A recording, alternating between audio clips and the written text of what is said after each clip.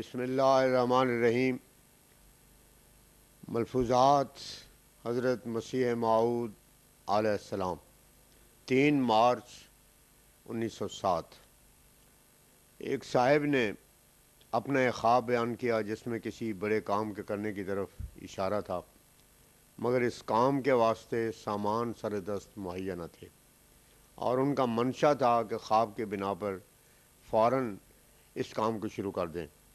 حضرت اقدس نے فرمایا، بعض خوابیں مدت کے بعد پورے ہونے والی ہوتی ہیں، جب تک کہ اس کام کے واسطے اللہ تعالیٰ اسباب مہیا نہ کرے تب تک صبر کے ساتھ انتظار کرنا چاہیے۔ دیکھو حضرت یوسف پر جس قدر مصائب آئے وہ سب بے وقت خواب سنانے کی وجہ سے آئے۔ شیخ عبد القادر جیلانی علیہ رحمت نے کیا خوب فرمایا کہ فقیر کو چاہیے کہ قیام فیما اقام اللہ پر عمل کرے، یعنی جہاں خدا تعالیٰ نے کھڑا کیا ہے وہاں کھڑا رہے، جب تک کہ خدا تعالیٰ خود وہاں سے نکلنے کے سامان نہ بنائے۔ ذکر ہوا کہ چکڑالویوں کا عقیدہ ہے کہ نماز میں امام آگے نہ کھڑا ہو بلکہ صف کے اندر ہو کر کھڑا ہو۔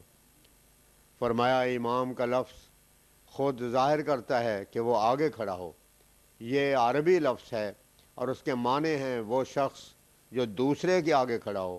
معلوم ہوتا ہے کہ چکڑالوی زبان عربی سے بالکل جاہل ہے۔ بات یہ ہے کہ ایمانی طاقت علم کے سوا پیدا نہیں ہوتی۔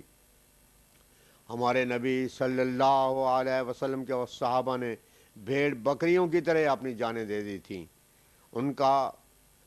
ان کو حق کا علم ہو گیا تھا، پھر انہوں نے اپنے بیوی بچوں کو نہ دیکھا۔ میں نے جو کتاب حقیقت الوحی لکھی ہے اس کو جو شخص حرف بحرف پڑھ لے گا، میں نہیں خیال کرتا کہ پھر وہ یہ خیال کرے کہ میں وہمی ہوں جو اس کے خیال میں پڑھنے سے پہلے تھا،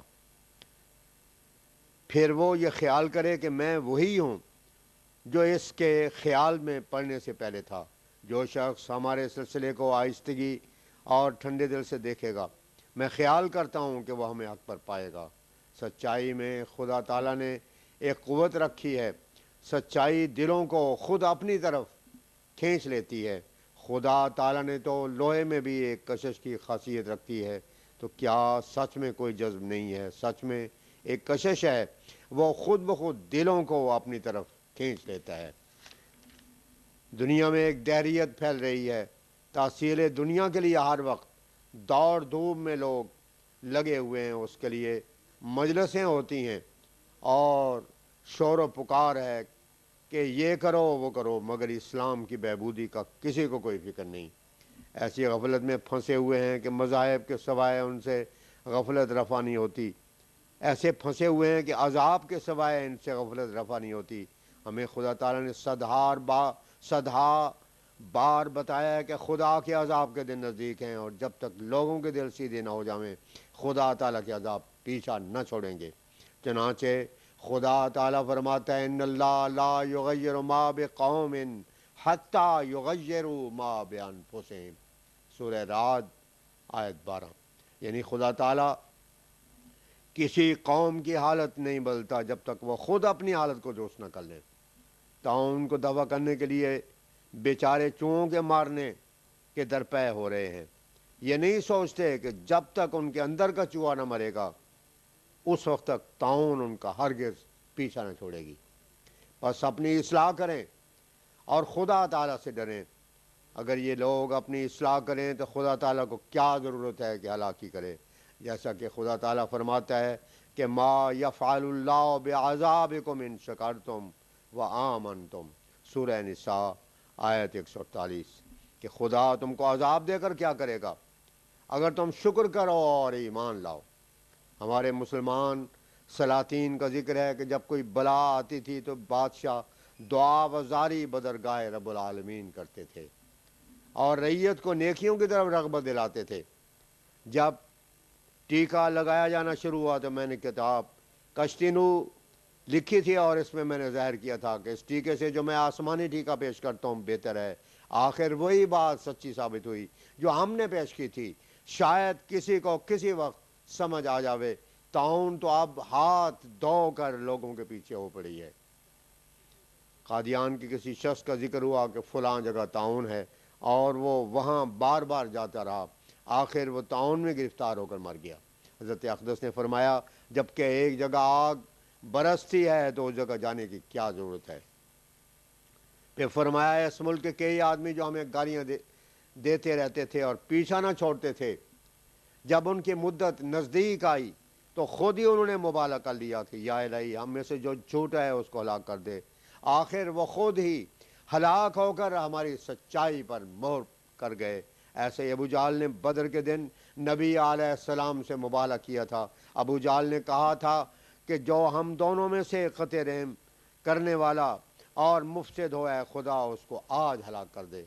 आखिर खुदा ताला ने अबू जाल को उसी दिन हलाक कर दिया और उसकी दुआ कबूल होकर उस पर ही पड़ी बिला तारीख। काजी ज़ोहरुद्दीन साहब अकमल ने सवाल किया कि मुहर्रम 10वीं को जो शरबत व चावल वगैरह तकसीम करते हैं, अगर ये लिल्लाह बनियत ईसाल सवाब हो तो उसके मुतालिक हजूर का क्या इरशाद है। फरमाया, ऐसे कामों के लिए दिन और वक्त मुकर्रर कर देना एक रस्म व बिदत है और आहिस्ता आहिस्ता ऐसी रस्में शिर की तरफ ले जाती हैं। बस इससे परहेज़ करना चाहिए क्योंकि ऐसी रस्मों का अंजाम अच्छा नहीं। इब्तिदा में इसी ख्याल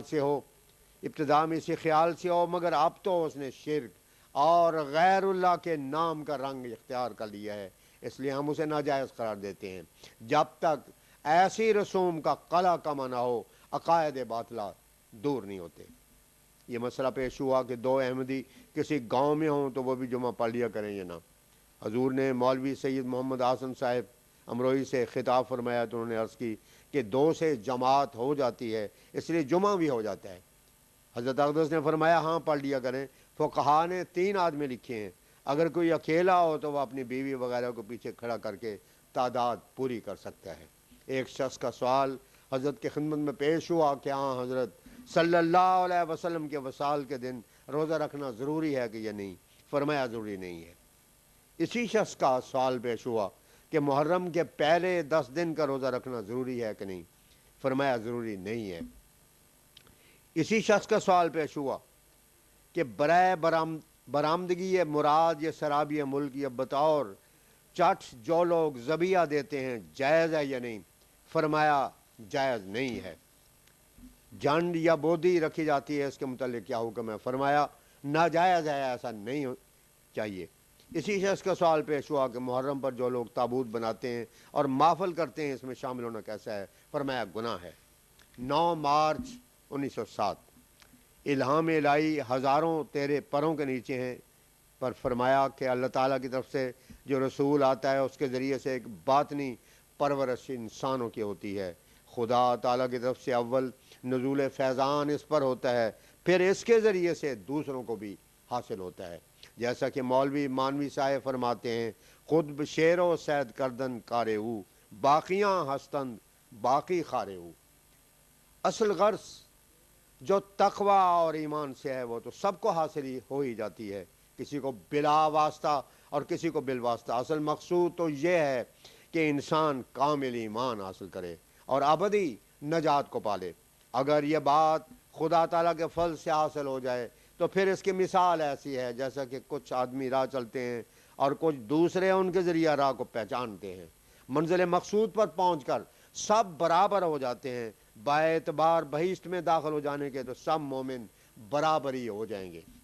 10 मार्च 1907 बवक्त 10 बजे दिन डॉक्टर मिर्ज़ा याकूब बेग साहब, हकीम मोहम्मद हुसैन सब कुरैशी, डॉक्टर हकीम नूर मोहम्मद साहब, हकीम मोहम्मद हुसैन साहब मरमीसा, बाबू ग़ुलाम मोहम्मद साहब लाहौर से आकर हज़रत अक़दस की खिदमत में हाज़िर हुए।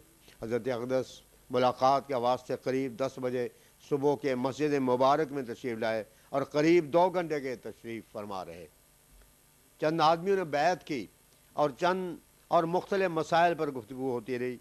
एक दोस्तों के दरमियान किसी दुनियावी अम्र पर इख्तलाफ और बाहमी रंज का जिक्र था। इस पर ने फरमाया, देखो आजकल मौसम की हालत बहुत ख़राब हो रही है और एक गैर मामूली तग़य्युर ज़माने की हालत में नज़र आता है। आसमान हर वक्त गुबार नाक रहता है, गोया कि वो भी उदास हो रहा है। चाहिए कि आपस में जल्द सफाई कर लें, मालूम नहीं कि किसकी मौत आ जाए। میں تو یہ بھی سننا نہیں چاہتا کہ اختلاف کی کیا باتیں ہیں، معلوم نہیں کہ کس کی زندگی ہے اور کون اس سال میں مر جائے گا۔ جب تک سینہ صاف نہ ہو دعا قبول نہیں ہوتی۔ اگر کسی دنیاوی معاملہ میں ایک شخص کے ساتھ بھی تیرے سینے میں بغض ہے تو تیری دعا قبول نہیں ہو سکتی۔ ہاں، اس بات کو اچھی طرح سے یاد رکھنا چاہیے، اور دنیاوی معاملہ کے سبب کبھی کسی کے ساتھ بغض نہیں رکھنا چاہیے۔ اور دنیا اور اس کا اسباب کیا ہستی رکھتی ہے، اس کے اسباب کیا ہستی رکھتا ہے کہ اس کے خاطر تم کسی سے عداوت کرو۔ شیخ سعدی رحمۃ اللہ علیہ نے کیا عمدہ واقعہ بیان کیا کہ دو شخص آپس میں سخت عداوت رکھتے تھے، ایسا کہ وہ اس بات کو بھی ناگواہ رکھتے تھے کہ ہر دو ایک آسمان کے نیچے ہیں۔ ان میں سے ایک قضائے کار فوت ہو گیا، اس سے دوسرے کو بہت خوشی ہوئی۔ ایک روز اس کی قبر پر گیا اور اس کو اکھاڑ ڈالا تو کیا دیکھتا ہے کہ اس کا نازک جسم خاک آلود ہے اور کیڑے اس کو کھا رہے ہیں۔ ایسی حالت دیکھ کر دنیا کے انجام کا نظارہ اس کی آنکھوں کے آگے پھر گیا اور اس پر سخت رقت طاری ہوئی، اور اتنا رویا کہ اس کی قبر کی مٹی کو تر کر دیا، اور پھر اس کی قبر کو درست کرا کر اس پر لکھوایا مکن شادمانی بمرگے کسے کہ دہرت پسز و نمانت بسے۔ خدا کا حق تو انسان کو ادا کرنا چاہیے، مگر بڑا حق برادری کا ہے جس کا ادا کرنا بہت مشکل ہے۔ ذرا سی بات پر انسان اپنے دل میں خیال کرتا ہے کہ فلاں شخص نے میرے ساتھ سخت کلامی کی ہے، پھر علیحدہ ہو کر اپنے دل میں اس بدظنی کو بڑھاتا رہتا ہے اور ایک رائی کے دانے کو پہاڑ بنا لیتا ہے اور اپنی بدظنی کے مطابق اس کینے کو زیادہ کرتا رہتا ہے۔ یہ سب باتیں ناجائز ہیں۔